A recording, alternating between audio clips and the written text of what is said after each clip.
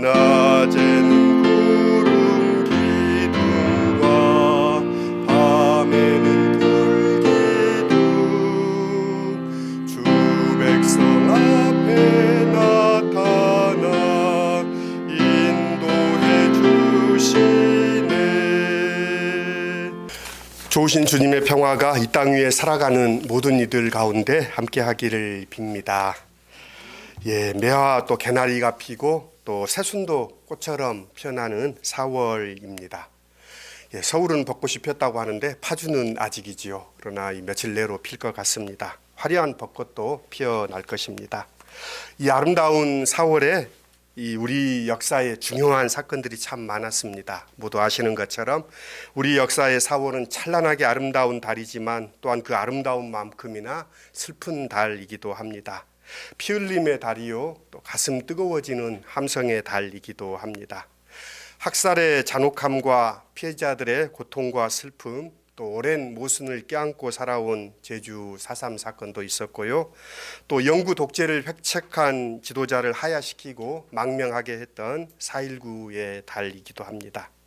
또한 수학여행에 나섰던 꽃다운 고등학생들이 죽음으로 돌아온 세월호의 달이기도 합니다. 거기에 하나가 더 더해졌지요. 지난 4월 4일은 마침내 윤석열 대통령에 대한 파면 선고가 있었습니다. 민주주의 공화국에 대한 생각이 깊어지게 하는 기간이었습니다. 이전과는 다른 세상이 오기를 기도합니다. 이번 한 주간 우리는 이 파면으로 마무리된 것이 아니라 이제 새로운 시작에 접어들었습니다. 이 새로운 시작 가운데 함께 하시는 하나님의 은혜가 이 나라 위에 함께 하기를 빕니다. 한 주간을 지내며 제가 흥얼거리던 찬양이 있습니다. 사순절기를 지나며 떼제 찬양 가운데 주의 손에 오늘도 내 영혼을 맡기나이다 라는 찬양입니다. 떼제의 찬양은 한 절 찬양이 참 많습니다. 그러니까 한 절의 짧은 기도이고 찬양이기도 합니다. 이 고백은 시편을 배경으로 하는 고백인데요. 주의 손에 오늘도 내 영혼을 맡기나이다. 우리의 삶이 주님의 손 안에 있다는 믿음, 그 주님이 우리를 붙들고 계시다는 그 믿음이 있는 자의 기도입니다. 이 기도는 예수님의 기도이기도 합니다. 또한 예수를 따르는 우리의 기도였으면 합니다. 악이 승리하는 것처럼 보이는 세상에서 아버지 하나님을 철저히 신뢰했던 이의 기도입니다. 이 노래가 우리 영혼 깊은 곳에서 흘러나올 때 내일에 대한 불안과 두려움에 잠식되는 것이 아니라 우리는 그 불안과 두려움에 눌리지 않고 일어설 수 있습니다. 참 우리의 삶이 주님의 손 안에 있습니다. 그 믿음 안에 주님과 동행하는 우리가 되었으면 합니다. 예수님은 지금 이제 예루살렘에 거의 다다랐습니다. 종려주의를 앞두고 예루살렘에 입성을 준비하면서 예루살렘 가까이 올이 떨어져 있는 베다니 나사로의 집에 예수님이 머무시면서 있었던 이야기를 요한복음은 우리에게 들려줍니다. 유대인들의 유월절이 가까이 다가왔습니다. 유대인들의 유월절은 순례의 날이기도 하고 또 예루살렘을 찾아 그곳에서 자신들이 구원하셨던 하나님을 기억하는 절기이기도 합니다. 그러니까 유대인들에게 가장 큰 명절은 유월절을 앞둔 예루살렘에는 수많은 인파와 사람들이 모여들고 또 그곳에 술렁거리는 그런 분위기가 그곳에 가득했습니다. 하나님께서 모세를 통해 이루셨던 출애굽의 약속을 기억하고 있는 유대인들은 다시금 하나님께서 모세와 같은 지도자를 통해서 이스라엘을 로마에서 해방시킬 것을 기대하는 열망이 일렁이고 있습니다. 이런 분위기는 오늘 본문 11장 마지막 부분에 기록되어 있습니다. 유대인의 유월절이 가까움에 많은 사람이 자기를 성결하게 하기 위하여 유월절 전에 시골에서 예루살렘에 올라갔더니 그들이 예수를 찾으며 성전에 서서 말하되 너희 생각에는 어떠하냐? 그가 명절에 오지 않겠느냐? 사람들은 예수에게 정치적, 종교적 기대를 걸고 있는 것을 엿볼 수 있습니다. 이러한 정치적, 종교적 열망에도 불구하고 성전 체제와 결탁되어 있는 종교 지도자들은 고통받는 유대 민중들이 처해 있는 상황에는 전혀 관심이 없습니다. 하나님의 정의와는 무관하게 자신들의 기득권을 유지하는 데 급급합니다. 그런 그들에게 예수님이 전하시는 하나님의 나라, 또 그 하나님의 나라의 초대는 그들에게는 전혀 중요하지 않습니다. 잃어버린 자를 찾는 아버지의 기쁨에 대해서 예수님은 이야기하지만 그들은 전혀 기쁘지 않습니다. 그들에게 중요한 것은 이 예수가 자신들에게 이익이 되느냐, 자신들이 사용할 수 있느냐 하는 것입니다. 그렇지 않고 위협이 될 것인지가 중요합니다. 그들은 자신들이 예수의 생명을 좌우할 수 있다고 생각하고 저울질하고 있습니다. 성서가 들려주는 그의 대제사장인 가야바의 말은 세상의 권력이 작동하는 방식을 보여줍니다. 가야바는 마치 자신이 모든 것을 알고 있는 것처럼 속삭입니다. 너희가 아무것도 알지 못한다. 한 사람이 백성을 위하여 죽어서 온 민족이 망하지 않게 되는 것이 너희에게 유익이 되는지 생각하지 않느냐라고 이야기합니다. 그의 말은 의미는 이렇습니다. 여차하면 언제라도 예수를 죽일 수 있다는 것을 담고 있는 말입니다.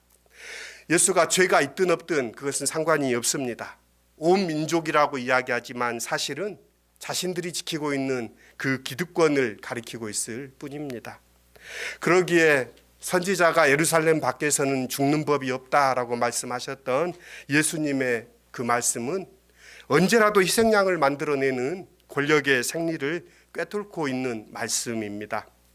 예수님은 하나님의 뜻에 따라 자신이 예루살렘에서 순환을 당하고 죽을 수밖에 없음을 절절하게 느끼고 있습니다. 이러한 예수님이 처한 상황을 인식하지 못하고 있는 제자들은 예수의 마음을 알아차리지 못합니다. 3번의 순환에 대한 예고가 있었고 높은 산에서 보여주셨던 영광의 모습, 그리고 예루살렘에서 오는 여정에서 들려주셨던 예수님의 그 말씀은 그들의 기억에서 흩어졌습니다. 유대 명절의 가장 큰 절기 이 유월절의 술렁거림과 예루살렘을 감싸고 있는 분위기에 휩쓸려 버렸습니다. 권력이 작동하는 생리를 아시는 예수님은 예루살렘이 자신의 종착지이며 순환과 죽음이 기다리고 있는 곳입니다. 그곳을 향해 가는 예수의 마음은 어떠했겠습니까?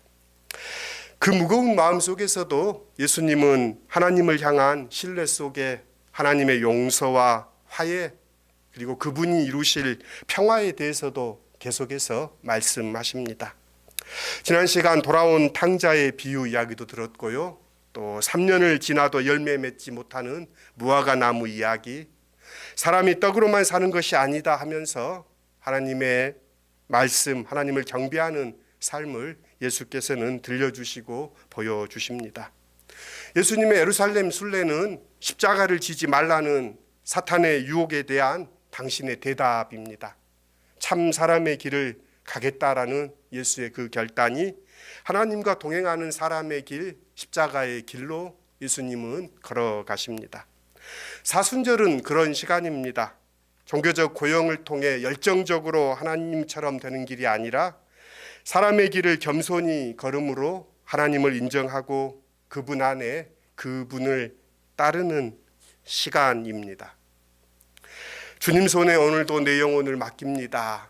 이 믿음을 확인하고 주님을 따라 우리의 삶을 조율하는 시간이기도 합니다. 예루살렘을 향해 가시던 예수님의 발걸음은 예루살렘 가까이 있는 베다니에 있는 나병 환자 시몬과 시몬이라고 불리우는 나사로의 집에 이르렀습니다. 나사로의 누이 마르다와 마리다가 함께 있었고 11장 전체에는 이 나사로가 죽었다는 정갈과 또 나사로야 불러내며 그를 살리셨던 이야기를 기록하고 있습니다. 그 가정 속에 예수님이 머문 것은 어쩌면 너무나 당연한 일입니다. 예수님께서는 눈물을 흘리는 마르다와 마리아와 같이 눈물도 흘리셨고요. 나사로야 나오라 말씀하시면서 죽은 지 사흘이 지났던 나사로가 살아나는 경험도 보여주셨습니다. 이를 바라보는 예수님은 그들에게 어떤 분이었을까요? 나는 부활이요 생명이다 라고 주님께서 말씀하셨는데 그들은 최후의 길을 걸어가신 예수를 어떻게 인지하고 있었을까요? 유월절 엿새 전에라고 오늘 본문은 소개합니다. 마리아는 향유를 예수님 발에 붓고 자신의 머리털로 주님의 발을 닦습니다. 이런 행동은 특별한 행동입니다. 평상시엔 절대로 하지 않을 행동이지요. 나드 향유는 히말리아 원산의 식물인 나드 풀뿌리를 짜내서 만든 것이니 희귀하기도 했지만 무척 값비쌌습니다. 마리아의 행동은 너무나 급작스러웠습니다. 도무지 있을 법하지 않은 일이 벌어진 것입니다. 마리아는 주위에 아무도 없는 것처럼 행동합니다. 그를 바라보는 사람들의 시선을 전혀 느끼지 못하는 것처럼 행동하지요. 여인은 자기 마음 중심이 시키는 대로 움직이고 있을 뿐입니다. 사람들의 시선, 평가는 아무 문제가 되지 않습니다. 오직 좋으신 주님께 귀한 향유를, 그 마음을 잘 표현한 찬양이 있습니다. 그래서 찬양 가사말이 주 발 앞에 무릎 꿇고 그 사랑에 나 안기네, 어떤 말도 그 어떤 소리도 그 발 앞에 잠잠해지네, 주 나의 사랑 그 발 앞에 앉아 내 모든 기도는 사랑의 노래가 되네. 주의 옷깃을 만지며라는 찬양의 가사말입니다. 그 사랑 안에서 그녀는 말할 수 없는 것을 몸으로 표현해내고 있습니다. 마르다의 그 모습을 상상해 보면 그녀의 몸짓은 마치 시와 같습니다. 표현된 것보다 표현되지 않는 것이 훨씬 많기 때문입니다. 그 향유를 쏟아 부어드리는 순간 여인의 마음은 향유보다 어쩌면 더 값진 것이 스며들었을 것입니다. 주님과의 친밀함입니다. 하지만 곁에서 지켜보는 제자들은 그 여인의 행동을 전혀 이해하지 못했습니다. 그 시간 그 자리에서 일어나고 있는 그 사건이 갖는 의미도 읽지 못합니다. 심지어 그들은 너무나 뻔뻔한 소리까지도 합니다. 아무 감흥 없는 하나마나한 이야기입니다. 그것을 팔아 가난한 자들에게 주었으면 300데나리나 되는 것을 그렇게 허비하느냐라고 하나마나하는 말들을 쏟아놓고 있습니다. 주님은 그런 제자들을 보시며 말씀합니다. 가만 두어라. 나의 장래할 날을 위하여 그것을 간직하게 하라. 주님 말씀하십니다. 주님은 여인의 행동이 당신의 장래를 위한 것임을 미리 말한 셈입니다. 마리아가 예수님의 죽음을 예감하고 그런 일을 했다는 말은 아닙니다. 여인이 보인 그 사랑과 감사는 예수님의 삶에 바친 찬사가 되었다는 말입니다.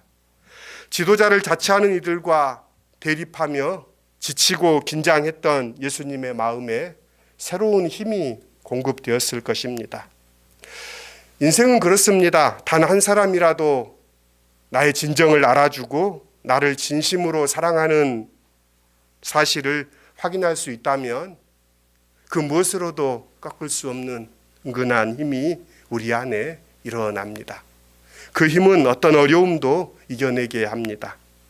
여인이 이전에 예수님에게서 그런 따뜻한 사랑을 느꼈다면 어쩌면 지금은 예수님이 이 여인을 통해 그 사랑을 느끼고 계신지 모르겠습니다. 저는 믿음의 사람이란 하나님과 마음이 통하는 사람이라고 생각합니다. 아기를 갖지 못해 원통했던 한나는 실로의 성소에서 오랜 기도를 통해 하나님께 기도했습니다. 때로는 통곡하고 때로는 속으로 중얼거리는 그녀를 보며 엘리 제사장은 술 취하여 횡설수설한다고 생각해 포도주를 끊으라고 한나를 책망합니다. 그러나 한나는 자신이 술에 취한 것이 아니라 마음이 너무 슬퍼서 하나님 앞에 자신의 심정을 통하고 있다라고 대답합니다.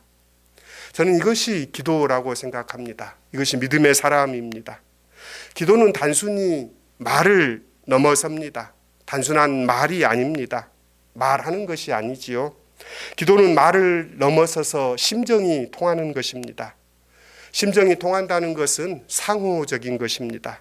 나의 심정을 하나님께 드러내는 것이기도 하지만 하나님의 심정을 마음으로 느끼기도 해야 합니다. 기도에 대한 이런 이야기를 늘 읽으면 제가 늘 떠오르는 예화가 하나 있습니다. 테레사 수녀의 일화인데요. 한 종교 기자가 수녀님, 하나님께 뭐라고 기도하셔요? 라는 물음에 테레사 수녀는 이렇게 대답합니다. 저는 기도하는 시간에 주로 그분이 말씀하시는 것을 듣습니다 라고 말합니다. 그러니까 기자가 다시 재차 묻습니다. 그러면 하나님께서 무슨 말씀을 하셔요? 예, 제가 듣고 있으면 하나님도 듣고 계셔요 라고 대답합니다. 기도가 어려운 것은 이 심정이 통하지 않기 때문입니다. 주님이 마리아를 칭찬하는 것은 향유를 붓는 그 행동 자체가 아니라 그 여인의 마음입니다. 예수님의 제자들 중 어느 누구도 스승이신 예수님의 고뇌를 알지 못했습니다. 그 마음을 어쩌면 들여다보려고 하지 않았습니다. 스승의 마음은 흔들리고 있는데 그들은 이 술렁이는 분위기 속에 사뭇 즐거운 표정입니다. 하지만 그 여인은 주님의 마음을 온몸으로 느끼고 있었던 것입니다.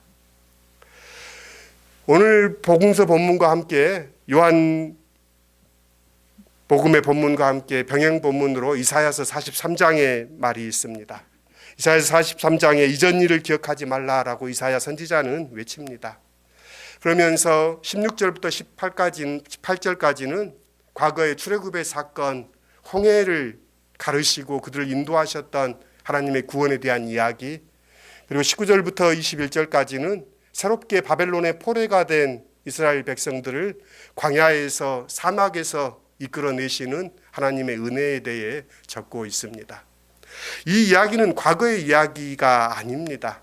이 이야기는 예수께서 이루실 길에 대한 이야기입니다. 예수께서는 길이 끊어진 곳에서 길이 되신 분입니다. 죽음으로 끝나는 인간의 절망에 십자가를 기꺼이 지심으로 부활의 문, 소망의 문을 주님은 여셨습니다. 주님은 그 길로 우리를 초대하신 것입니다.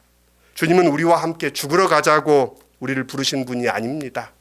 주님은 우리를 나와 함께 살자고 부르시는 분입니다. 우리에게 영생의 길로 함께 가자라고 말씀하십니다.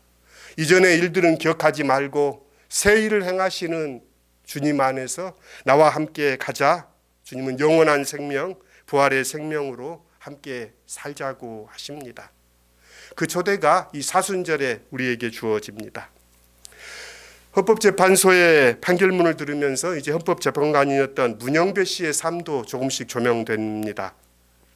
경남 하동 출생으로 삼남 일녀의 장남이었고 농부의 가정에서 이렇게 가난하게 공부했습니다. 그는 그의 경험 가운데 고등학교 2학년 때 김장하 선생을 만났던 경험을 이야기했습니다. 제가 몇 해 전에 이 어른 김장하 넷플릭스 다큐로 2편이 있다고 한번 소개한 적이 있는데요.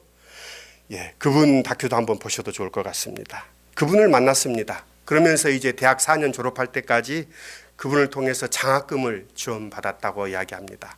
그 도움이 없었으면 자신이 사법고시에 패스하고 참 공부하기가 쉽지 않았을 것이다 라고 이야기합니다. 사법고시에 합격했을 때 자신을 도와주었던 김장하 선생을 찾아가서 고맙다는 인사를 하러 갔습니다.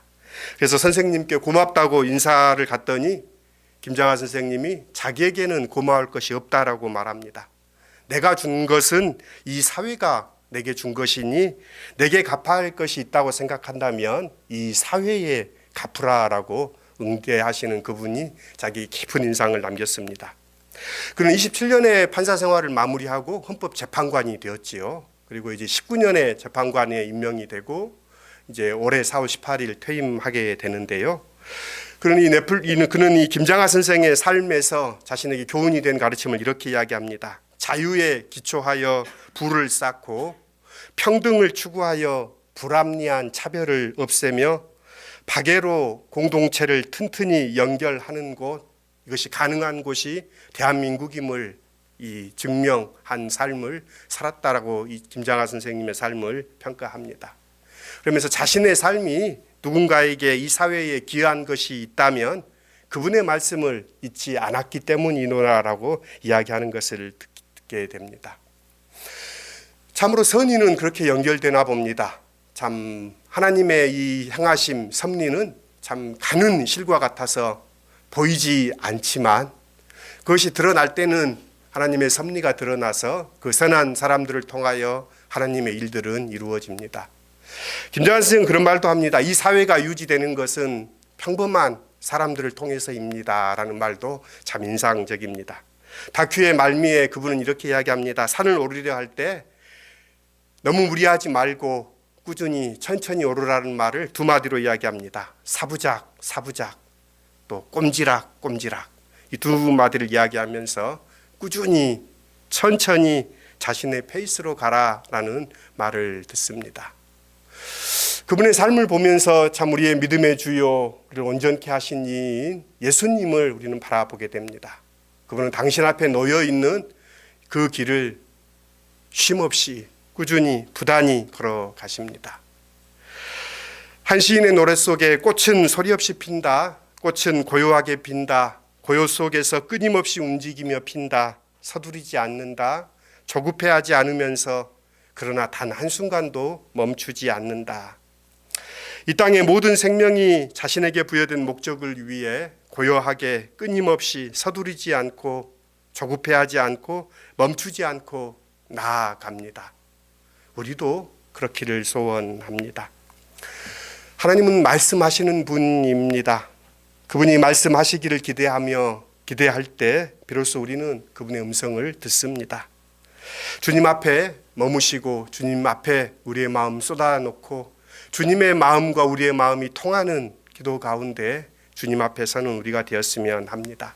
그러기 위해서는 우리가 조금씩이라도 시간을 주님 앞에 내어야지요. 사순절은 그 시간을 만들라는 때입니다. 주님을 위해 시간을 내시고 주님이 발길 머무는 곳에 우리도 머물러 있어야 합니다. 사순절기는 그런 때입니다. 그런 자리에 여러분들 오셔서 마음 들여 하나님과 통하는 우리가 되었으면 합니다. 향유를 붓는 마음, 주님의 마음에 있다는 마음입니다. 주님의 그 마음 가운데 우리도 있다.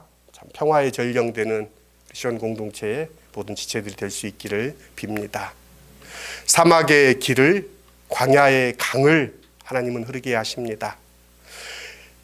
죽음으로 끝날 것 같은 그 절망의 상황 속에 예수라는 분을 통하여서 길을 내시고 강을 만드시고 그 길을 이끌어 가십니다. 주님을 따르는 우리 모두가 될 수 있기를 빕니다. 함께 거듭의 기도 드리십시다. 6월절 엿새 전에 명절의 기쁨으로 들떠있는 예루살렘에 주님은 당도하셨습니다. 순환과 죽음이 기다리는 그곳에서 아무도 예수님의 마음 알아채는 이 없건만 주님의 발치에 앉았던 마리아는 주님의 마음에 가 닿았습니다. 그 마음이 사람들의 시선은 아랑곳하지 않고 주님의 발에 향유를 붓고 자신의 머리털로 주님의 발을 닦았습니다. 주님, 우리는 어디에 마음을 두고 살고 있습니까? 주님, 우리 주님 안에 우리도 그 마음 가다 이 세상 속에 평화의 전령되는 저희가 될 수 있도록 이끌어 주십시오. 사막의 길을, 광야의 강을 만드신 분이 주님이십니다. 그 주님을 따라 걷는 순례 여정의 막바지가 되게 하여 주십시오. 예수님의 이름으로 기도드립니다. 아멘.